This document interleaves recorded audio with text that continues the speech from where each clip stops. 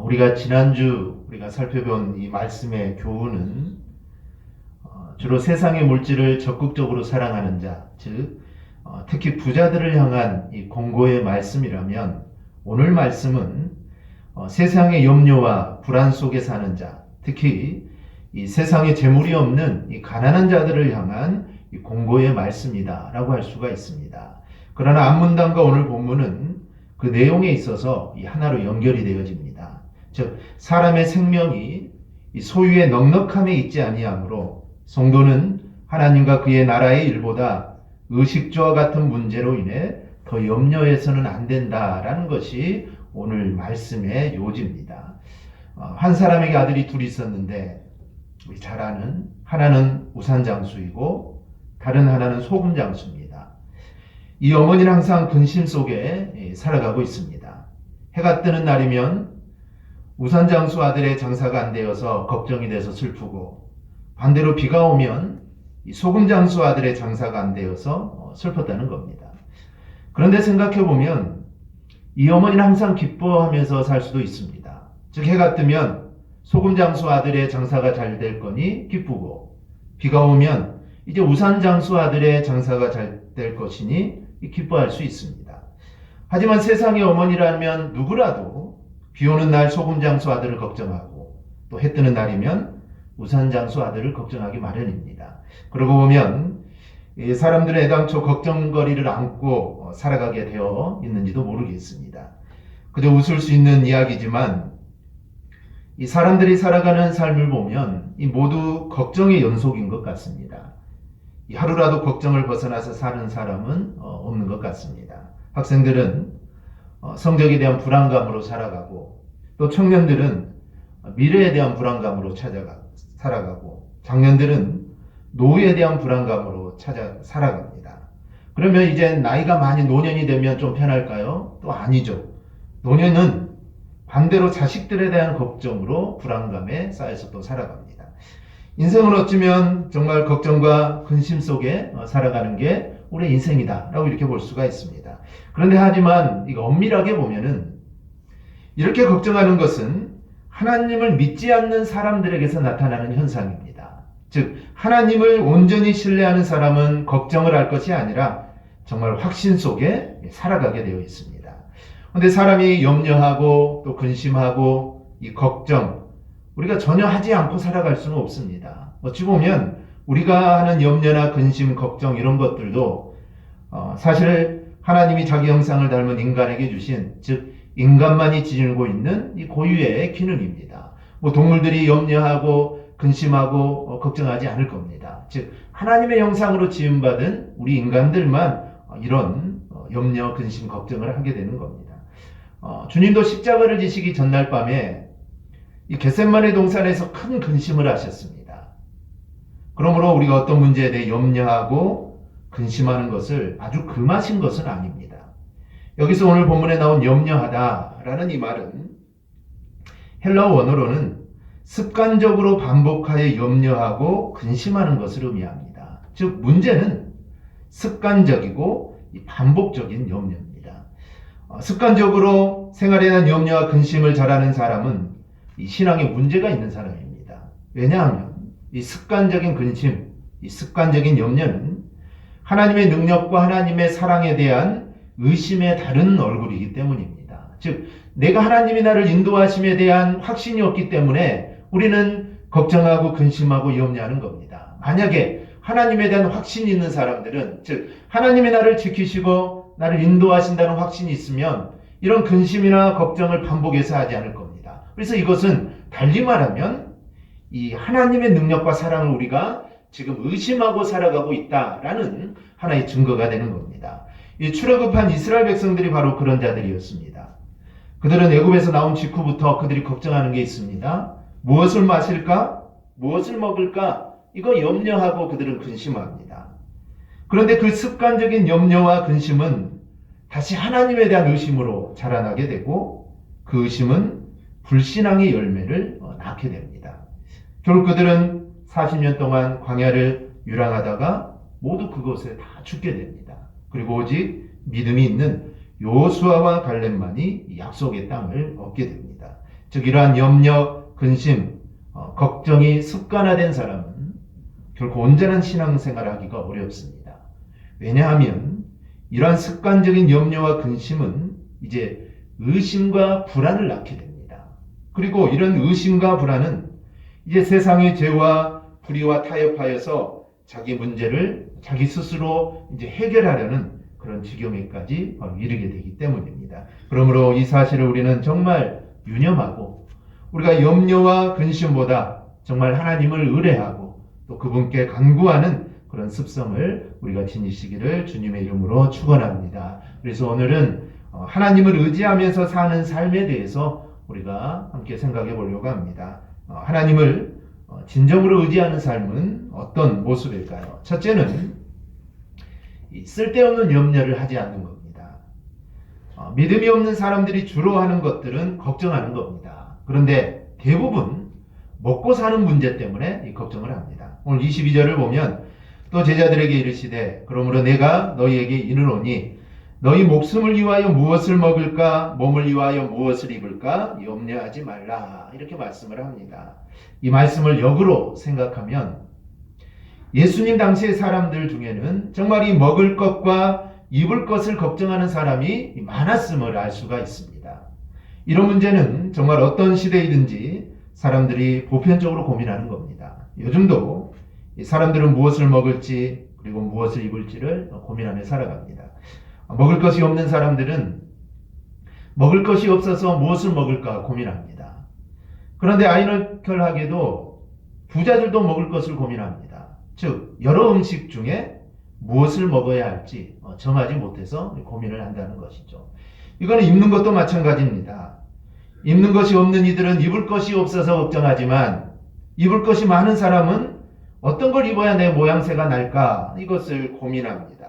이렇게 사람들은 자기 자신을 위하여 무엇을 먹을지 무엇을 입을지에 대해서 고민을 합니다. 그런데 예수님께서 이렇게 말씀하시죠. 30절을 보면 이 모든 것은 세상 사람들이 구하는 것이라. 즉 이 먹고 마시고 이 근심하고 걱정하는 것 이거는 세상 사람들이 구하는 것이다 라는 겁니다. 우리가 흔히 하는 이런 고민에 대해 주님께서는 이거는 세상 사람들이나 하는 것이다 라고 말합니다. 그럼 세상 사람들은 누굽니까? 이 세상 사람들은 하나님의 자녀가 아닌 자들을 가리킵니다. 즉 이 말은 세속적 가치와 물질적인 추구만을 하며 이에 대해 염려하는 자들은 이런 사람들은 하나님의 자녀가 아니라는 겁니다. 즉 이런 사람들은 이방 사람이라는 것이죠. 그래서 하나님의 사람들은 절대로 이런 고민과 이런 걱정을 해서는 안 된다라는 것이 오늘 주님의 말씀입니다. 왜 그럴까요? 하나님의 자녀들은 하나님께서 보호하셔서 그 목숨이나 삶에 대해서 하나님이 책임져 주시기 때문입니다. 즉 적어도 하나님께서 내 삶을 붙들어 주시고 또 이에 대한 확신이 있는 사람들은 이런 것들에 대해서 걱정할 필요가 없는 겁니다. 이에 대해 확신을 주기 위해서 오늘 주님께서는 세상에서 나타나는 두 가지의 예를 들어주십니다. 하나는 까마귀고 또 하나는 들에 피는 이 백합화입니다. 주님이 하신 말씀을 보면 이 까마귀는 심지도 아니하고 거두지도 아니합니다. 까마귀는 창고도 없고 먹을 것을 저장해 두지도 않습니다. 그런데도 까마귀는 멸종하지 않고 존재합니다. 왜 그럴까요? 하나님께서 자연의 섭리에 따라 까마귀를 먹이시기 때문입니다. 더구나 유대인들에게 있어서 이 까마귀는 의식적으로 부정한 동물입니다. 그들에 비하면 우리 성도들은 얼마나 소중한 존재입니까? 즉 우리 성도들은 하나님의 택한 백성이요 또 하나님의 자녀들입니다. 그렇다면 이렇게 하나님의 사랑을 받은 하나님의 자녀들은 어떨까요? 두말할 필요가 없겠죠. 정말 부정한 동물조차도 우리 하나님께서 그들을 기르시고 먹이시는데 우리야 말할 필요가 없다는 겁니다. 그러니 무엇을 먹을지 걱정하는 것은 하나님의 백성에게는 이건 정말 어리석은 짓이다라는 겁니다. 적어도 까마귀를 먹이신 하나님은 정말 까마귀보다 몇 갑절은 더 귀한 당신의 자녀들을 절대로 굶기시지 않는다는 겁니다. 나를 먹이시는 하나님에 대해서 우리는 정말 신뢰감을 잃지 않아야 됩니다. 그러면 세상 백성들처럼 먹는 것을 갖고 우리가 염려하지는 않게 되는 것입니다.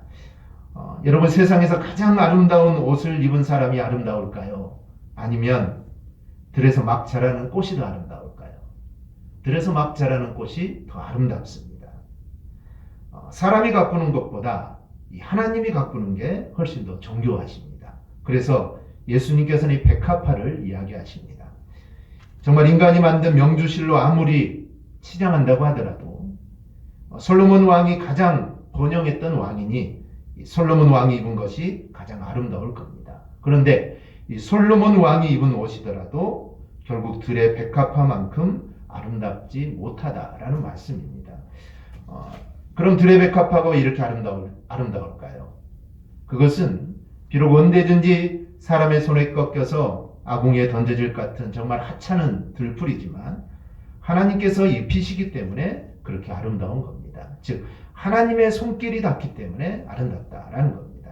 즉 하나님께서는 이렇게 들풀도 이렇게 아름답게 입히시는데 하나님의 백성이 입는 문제로 고민한다면 하나님을 제대로 믿는 것이 아니다라는 겁니다. 까마귀와 백합화의 경우는 우리가 조금만 생각할 줄 안다면 염려를 극복할 수 있다는 것을 말해줍니다. 대개 문제가 닥칠 때 믿음 없는 사람들의 특징은 생각을 하지 않고 염려만 한다는 겁니다.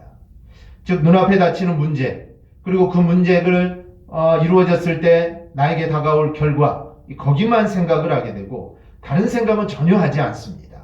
그러나 문제가 닥칠 때 우리는 정말 좀 생각할 줄 아는 우리 성도들이 되어야 됩니다. 즉 하나님은 어떤 분이시며 나는 하나님께 어떤 존재고 그리고 이 상황에서 하나님은 무엇을 하실 수 있을까 이런 생각들을 우리는 좀 해야 됩니다. 즉 그리고 또 과거로부터 지금까지 하나님이 나를 어떻게 도우셨는가 이런 것들을 우리는 생각을 해야 됩니다. 우리가 이런 것들을 차분히 생각하다 보면 내게 정말 지금 닥친 이 상황이 결코 절망적이지 않다는 것을 우리는 깨닫게 됩니다. 그러므로 우리 모두는 생각할 줄 아는 그런 성도들이 되시기를 바랍니다. 즉 문제 부딪힐 때마다 또 위기에 우리가 봉착할 때마다 하나님이 누구시고 또 나는 그분에게 어떤 존재인가 그리고 정말 내가 어려움이 있을 때 정말 나와 함께 하셨던 그 하나님을 우리가 생각함으로 우리가 염려를 극복하고 좀 언제나 승리하는 우리 성도들이 되시기를 바랍니다. 그러므로 생각은 하지 않고 하지 않아야 고민만 하는 것은 이것은 어리석은 짓입니다. 그런 고민을 한다고 해서 문제가 해결되는 것은 절대로 아니죠. 우리가 고민한다고 해서 문제가 해결되는 것은 아닙니다. 그래서 25절을 보면 너희가 정말 아무리 고민한다 하더라도 키를 자라게 할 수 없다라고 이렇게 말을 합니다. 실제 주님의 말씀대로 우리가 아무리 염려한다고 해서 내 키가 좀 자랐으면 좋겠다. 내가 아무리 염려한다고 해도 우리는 그 키를 한 자도 더할 수가 없습니다. 이 학자들은 이 키를 신장을 의미한다라고 보기도 하고 또 하나는 생명의 길이를 의미한다라고 이렇게 봅니다. 그래서 어떤 경우든 사람은 염려한다고 해서 1cm의 신장도 스스로 늘릴 수 없습니다. 그리고 내가 정말 아무리 염려하고 고민한다고 해도 정말 일각이라도 내 생명을 마음대로 연장할 수 없는 정말 연약한 존재가 바로 저와 여러분들입니다. 그러므로 성도의 삶이라는 것은 전능하신 하나님을 믿기 때문에 하나님께 전적으로 맡기는 겁니다. 즉 우리의 모든 것을 하나님께 맡기는 삶, 이게 바로 성도의 삶입니다. 즉 하나님께서 주시는 대로 먹고 또 그분이 허락하시는 대로 우리가 입는 것입니다. 이런 문제로 염려하고 우리가 걱정하는 것은 하나님을 우리가 신뢰하지 못한다는 이 증거가 될 뿐입니다. 그럼 우리는 세상 백성이 아니라면, 즉 하나님의 백성이라면 먹는 것 그리고 입는 것과 같은 문제로 고민하고 걱정하는 사람이 되어서는 안 됩니다. 열왕기상 17장을 보면 엘리야의 말 한마디로 이스라엘에 3년 반이나 비가 내리지 않습니다.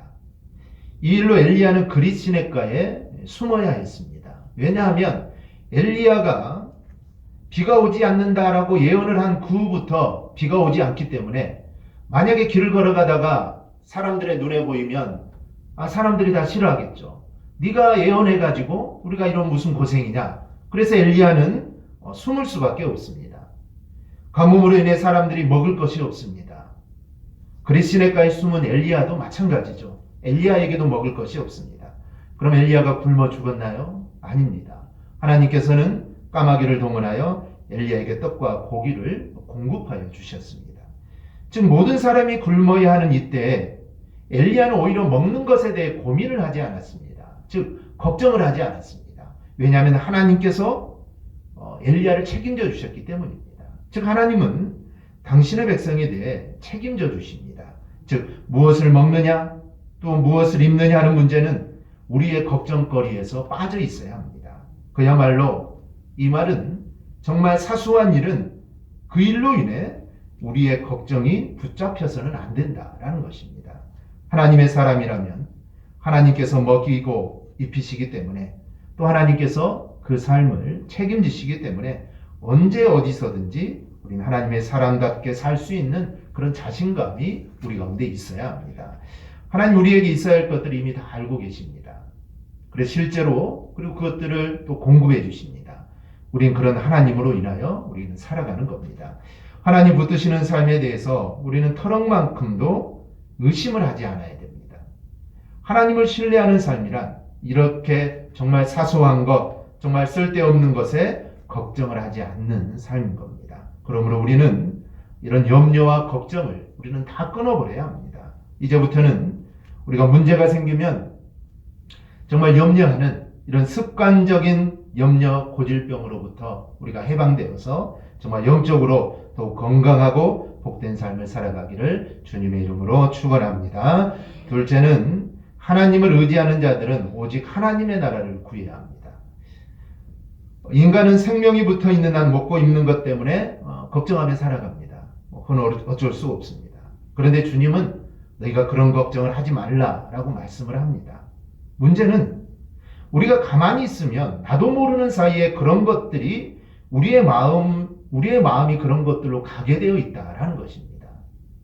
우리는 비록 죄사함을 받아서 구원을 받았지만 아담의 타락 이후로 이 죄로 인한 부패성까지 모두 해결받은 것은 아닙니다.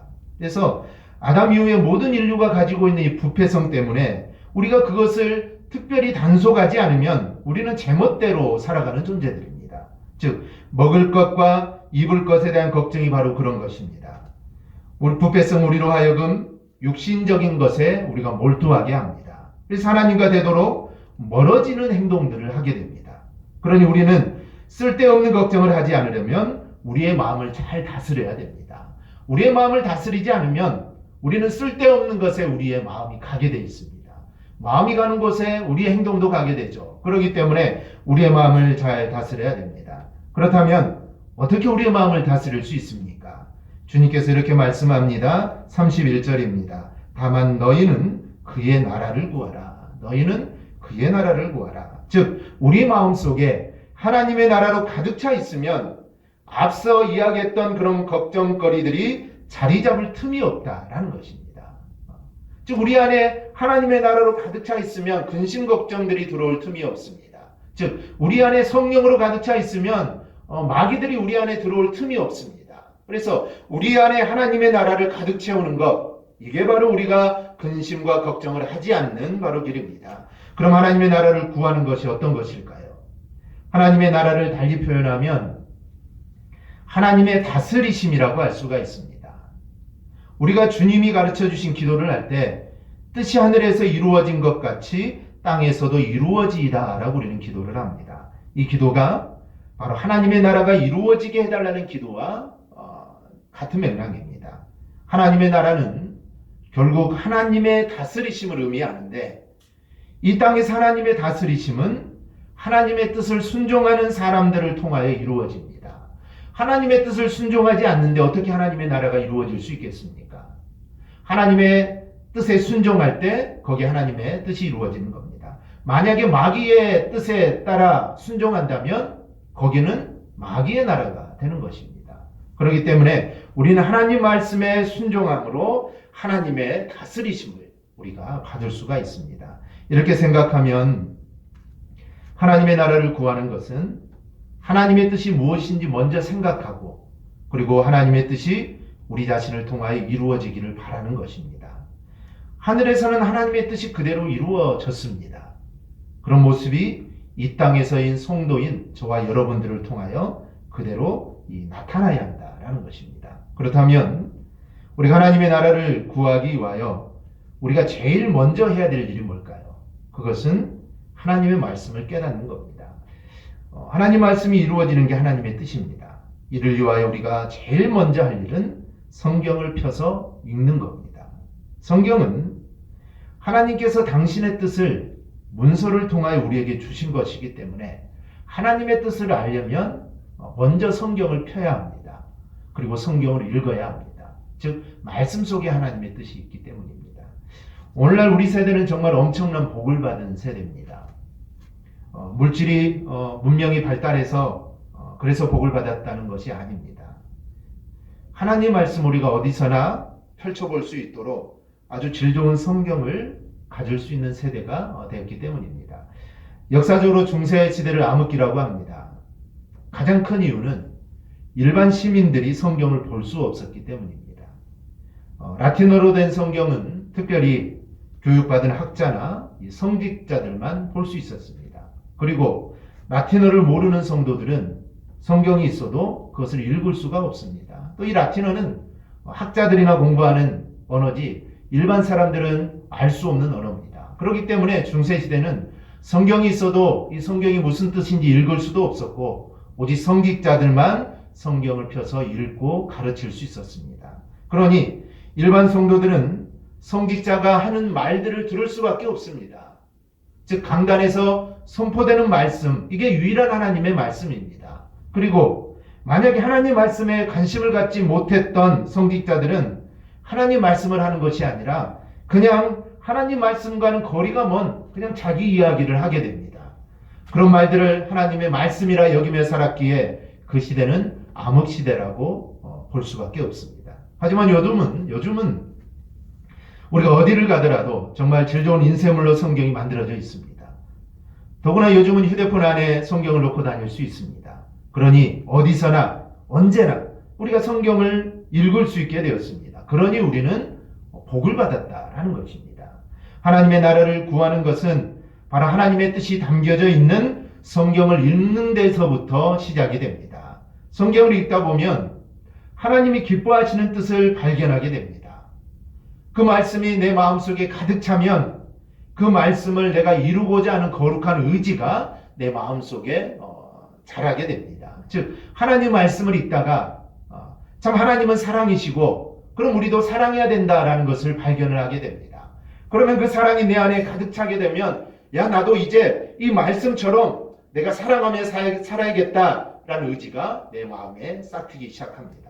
여기에서 이제 하나님 나라가 이루어지는 것입니다. 기도도 마찬가지입니다. 우리는 기도를 잘하는 사람이라고 하면 이것저것 큰 소리로 간구하는 사람이라고 생각을 합니다. 정말 기도할 때 어떤 사람은 정말 막히지도 않고 정말 기도가 술술 나오는데 야 정말 이런 사람들을 보고 기도 잘한다 라고 말을 하는데 그런데 기도를 잘하는 사람은 바로 하나님 말씀을 깨닫게 해달라고 기도하는 사람이 기도를 잘하는 사람입니다. 즉 내가 필요한 것만 정말 하나님께 주구장창 아뢰는 사람이 기도를 잘하는 사람이 아니라 하나님 말씀을 좀 깨닫게 해주십시오 라고 기도하는 사람이 기도를 잘하는 사람입니다. 우리는 성경을 읽을 때도 하나님 말씀을 깨닫게 해달라고 기도해야 되고 우리가 성경을 필사할 때도 하나님 말씀을 깨닫게 해달라고 기도하는 마음으로 우리가 성경을 필사해야 됩니다. 마찬가지로 우리의 삶 속에서도 하나님의 뜻을 깨닫게 해달라고 우리는 기도해야 됩니다. 그래서 어떤 결정과 정말 판단을 하더라도 결국 하나님이 기뻐하실 일로 가득 넘치는 모습이 되어야 합니다. 즉 생활 속에서 하나님의 뜻이 이루어질 때 하나님의 나라는 바로 거기에서 실현이 되는 것입니다. 하나님을 의지하는 자들은 무슨 일을 하든지 항상 하나님의 뜻을 생각합니다. 하나님의 뜻을 생각하는 마음이 더 내 안에 크기 때문에 세상 걱정거리는 아예 그 마음 속에 자리를 잡지 못하게 됩니다. 하나님의 뜻을 생각하고 이루기에도 우리의 인생은 길지 않습니다. 하나님의 뜻을 이루어 나가는 사람은 매일 흥미진진합니다. 즉 오늘 나를 통해 하나님의 일이 뜻이 어떻게 이루어질까 얼마나 이 기대가 됩니까? 즉 이루어야 할 하나님의 뜻이 정말 많기 때문입니다. 성경을 읽고 기도하면서 밝혀지는 하나님의 뜻을 이루어 나갈 때마다 우리는 말로 표현할 수 없는 그 감사가 넘치는 삶을 우리는 살 수가 있습니다. 저는 우리 모두가 이러한 삶을 살아갔으면 정말 좋겠습니다. 즉 어떤 일을 결정하거나 내가 이루어 나갈 때 어떻게 될까 근심하고 걱정하는 것이 아니라 이 일을 통해 어떻게 하나님의 뜻을 이루어 나갈까, 바로 이러한 거룩한 고민들이 우리 안에 가득하기를 바랍니다. 그래 내가 하는 일들, 정말 사소한 일들을 통해서도 하나님의 뜻을 이루어 나가고 또 그 일을 인해 하나님의 나라가 확장되어 나갈 수 있기를 주님의 이름으로 축원합니다. 셋째로, 하나님을 의지하는 사람은 약한 자에게 마음이 가게 되어 있습니다. 우리가 하나님의 뜻을 이루는 일들을 생각할 때 영적인 일들만 생각하기가 쉽습니다. 즉 하나님께 예배하고 또 기도하고 이런 것들만 우리가 생각하기가 쉽습니다. 그런데 하나님의 나라는 의외로 실제적입니다. 이것을 깨닫게 하시려고 주님께서는 아예 재물에 대한 이야기를 하십니다. 우리는 재물에 대해서 축복받을 생각만 주로 합니다. 그리고 재물이 있다면 그것으로 헌금을 하는 것으로 내가 영적인 의무를 다했다라고 생각을 하기도 합니다. 만약 그렇다면 얼마를 감추고 일부만 헌금으로 가져온 아나니아와 삽비라 부부와 다를 것이 없습니다. 교회에서 하는 일은 그런대로 아주 잘합니다. 헌금을 제법 많이 합니다. 하지만 실상은 수입 중 조금은 드리고 나머지는 나를 위해서 사용하거나 만약에 축적하기에 바쁘다면 아나니아와 삽비라 행동과 이거는 크게 다른 것이 아닙니다. 그래서 주님께서는 아예 구체적으로 이렇게 말씀하십니다. 33절을 보면 너희 소유를 팔아 구제하여 낡아지지 아니하는 배낭을 만들라. 그렇게 하는 것이 하늘에 둔 보물이 된다. 세상에는 도둑이 있어 훔쳐가지만 이렇게 하늘에 둔 보물은 도둑이 훔쳐갈 수 없다. 라고 이렇게 말씀을 합니다. 보이지 않는 것들, 우리 눈에 보이지 않는 것들을 영적인 것이라고 말하면 이건 증명할 도리가 없습니다. 눈에 보이지 않는 것을 우리가 어떻게 증명하겠습니까? 사랑, 공기, 눈에 보이지 않는데 내가 할 수 있도록 보이게 증명해봐라 하면은 이건 어떻게 증명할 수가 없습니다. 그래서 주님은 아예 눈에 보이는 것으로 말씀을 하십니다. 바로 그것이 재물입니다. 그 사람이 돈을 어디에 쓰느냐에 따라서 그 사람이 가진 관심이 무엇인지 나타나게 됩니다.